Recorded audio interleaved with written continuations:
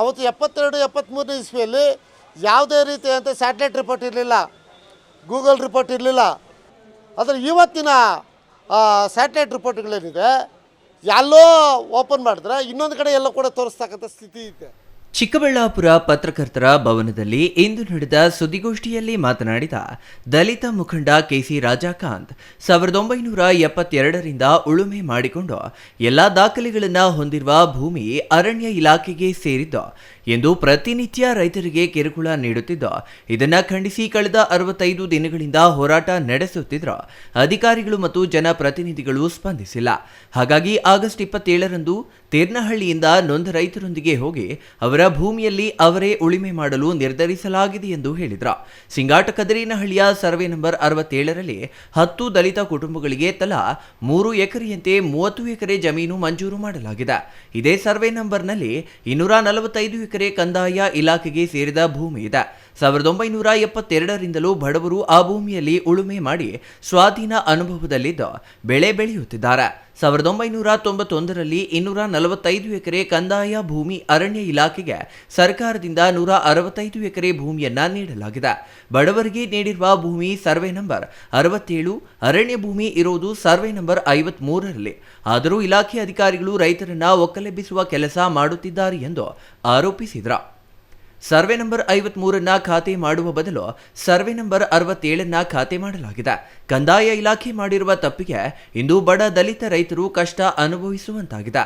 ರೈತರು ಉಳುಮೆ ಮಾಡುವ ಭೂಮಿಗೆ ಸಂಬಂಧವಿಲ್ಲ, ಸರ್ವೆ ಆಗುವವರೆಗೂ ಉಳುಮೆ ಮಾಡಬಾರದು ಎಂದು ಅರಣ್ಯ ಅಧಿಕಾರಿಗಳು ಹೇಳಿ ನಂತರ ಈಗ ಏಕಾಏಕಿ ಅವರ ಅನುಭವದಲ್ಲಿ ಇಲ್ಲ ಎಂದು ರೈತರ ಮೇಲೆ ದೌರ್ಜನ್ಯ ಮಾಡುತ್ತಿದ್ದಾರೆ. ಅರಣ್ಯ ಇಲಾಖೆ 48 ಎಕರೆ ಒತ್ತುವರಿ ಮಾಡಿಕೊಂಡಿದೆ. ಈ ಒತ್ತುವರಿಯಲ್ಲಿ ರೈತರ ಜಮೀನು ಸೇರಿದೆ ಎಂದು ಆರೋಪಿಸಿದರು. ಶ್ರೀಮಂತರಿಗೆ ಒಂದು ನ್ಯಾಯ, ಬಡವರಿಗೆ ಮತ್ತೊಂದು ನ್ಯಾಯ ಎಂಬ ಸ್ಥಿತಿ ನಿರ್ಮಾಣವಾಗಿದೆ. ದಾಖಲೆ ಇದ್ದವರಿಗೆ ರಕ್ಷಣೆ ನೀಡಬೇಕಾದ ಹೊಣೆ ಜಿಲ್ಲಾಡಳಿತದ. 65 ದಿನಗಳಿಂದ ಸಿಂಗಾಟಕದರಿನಹಳ್ಳಿಯ ಗ್ರಾಮಸ್ಥರು ಹೋರಾಟ ಮಾಡುತ್ತಿದ್ದಾರೆ. ಕೂಲಿ ಮಾಡುವ ಜನ ಇಂದು ಪ್ರತಿಭಟನೆ ನಡೆಸಬೇಕಾಗಿದೆ. ಶಾಸಕರು ಸೌಜನ್ಯಕ್ಕೂ ಸ್ಥಳಕ್ಕೆ ಬಂದು ಮಾತನಾಡಿಸಿಲ್ಲ. ಯಾರನ್ನು ಅಭಿವೃದ್ಧಿಪಡಿಸಲು ನೀವು ಶಾಸಕರಾಗಿದ್ದೀರಿ? 27ರಂದು ಐಕ್ಯ ಹೋರಾಟದ ಮೂಲಕ ತೇರ್ನಹಳ್ಳಿ ಕ್ರಾಸ್ನಿಂದ ರೈತರನ್ನ ಕರೆದೊಯ್ದು ಉಳುಮೆ ಮಾಡುವ ಕೆಲಸ ಮಾಡಲಾಗುವುದು. ಇದಕ್ಕೆ ಜಿಲ್ಲಾಧಿಕಾರಿಗಳು ಬಡವರಿಗೆ ಸಹಕಾರ ನೀಡಬೇಕು ಎಂದು ಕೋರಿದರು. ಇವತ್ತು ಕಂದಾಯ ಇಲಾಖೆ ತಪ್ಪು ಮಾಹಿತಿಗಳನ್ನು ನೀಡಿ ಅವತ್ತು ತಪ್ಪನ್ನು ಎಸಗಿರ್ತಕ್ಕಂಥದ್ದು ಕೂಡ ಸಾಕ್ಷಿಯಾಗಿ ಉಳ್ಕೊಂಡಿದೆ. ಆದರೆ ಏನು ಬಡ ದಲಿತರು 10 ಕುಟುಂಬಗಳು ಆವತ್ತಿಂದ ಕೂಡ ಇವತ್ತುವರೆಗೂ ಕೂಡ ಉಳುಮೆ ಮಾಡ್ಕೊಂಡು ಬರ್ತಾ ಇದ್ದಾರೆ. ಆ ಭೂಮಿಗೂ ಈ ಭೂಮಿಗೂ ಯಾವುದೇ ರೀತಿಯಾದಂಥ ಸಂಬಂಧ ಇಲ್ಲ. 3-4 ವರ್ಷಗಳಿಂದ ಇಡೀ ಅರಣ್ಯ ಇಲಾಖೆಯವರು ಈ ಭೂಮಿ ಸರ್ವೆ ಆಗೋವರೆಗೂ ಯಾವುದೇ ರೀತಿಯಾದಂಥ ಬೆಳೆ ಇಡಬಾರ್ದು, ಉಳುಮೆ ಮಾಡಬಾರ್ದು ಅಂತಕ್ಕಂಥದ್ದನ್ನು ದೌರ್ಜನ್ಯವಾಗಿ ರಕ್ಷಣೆ ಇಲ್ಲಿರ್ತಕ್ಕಂಥ ಬಡವರ ಮೇಲೆ ನಿಲ್ಲಿಸಿರ್ತಕ್ಕಂಥದ್ದು ಇವತ್ತು ಕಣ್ಣು ಮುಂದೆ ಸಾಕ್ಷಿಯಾಗಿ ಉಳ್ಕೊಂಡಿದೆ.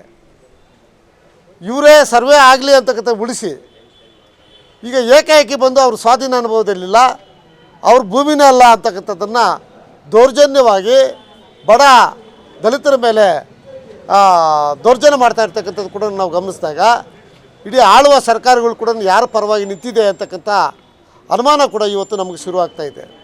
ಅದಕ್ಕೆ ದಯವಿಟ್ಟು ನಾನು ಇವತ್ತು 27ನೇ ತಾರೀಕು ನಾವು ಐಕ್ಯ ಹೋರಾಟ ಅಂತಕ್ಕಂಥದ್ದು ದಲಿತರು, ಕಾರ್ಮಿಕರು, ರೈತರು, ಜನಪರ ಕಾಳಜಿ ಇರ್ತಕ್ಕಂಥ ಸಮಾಜದ ಚಿಂತಕರು ಎಲ್ಲ ಕೂಡ ಇವತ್ತು ತಿರ್ನಹಳ್ಳಿ ಕ್ರಾಸಿಂದ ಯಾರು ಮೊದಲಿಂದ ಕೂಡ ಉಳುಮೆ ಮಾಡ್ತಾ ಇರ್ತಕ್ಕಂಥ ರೈತರಿದ್ದಾರೆ ಅವ್ರನ್ನ ಮತ್ತೆ ಕರ್ಕೊಂಡೋಗಿ ಉಳುಮೆ ಮಾಡ್ತಕ್ಕಂಥ ಒಂದು ವ್ಯವಸ್ಥೆಯನ್ನು ಮಾಡ್ತಾಯಿದ್ದೀವಿ.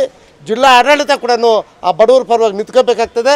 ಏನು ಮತ ತೆಗೆದುಕೊಂಡಿರ್ತಕ್ಕಂಥ ಮಹಾನ್ ಭಾವರು ನೀವು ಕೂಡ ಆ ಮತದಾರರ ಪರವಾಗಿ ನಿಂತ್ಕೋಬೇಕು ಅಂತಕ್ಕಂಥ ಈ ಸಂದರ್ಭದಲ್ಲಿ ಮನವಿ ಮಾಡ್ತಾಯಿದ್ದೀವಿ. Nayanahalli Narasimhamurthy, CTV news, Chikkaballapur. ಅರಣ್ಯ ಇಲಾಖೆಯವರು ಇದು ಸರ್ವೆ ಆಗೋವರೆಗೂ ಕೂಡ ಯಾವುದೇ ರೀತಿಯಾದಂಥ ಉಳುಮೆ ಮಾಡಬೇಡಿ ಅಂತ ಪೆಂಡಿಂಗ್ ಇಟ್ಬಿಟ್ಟು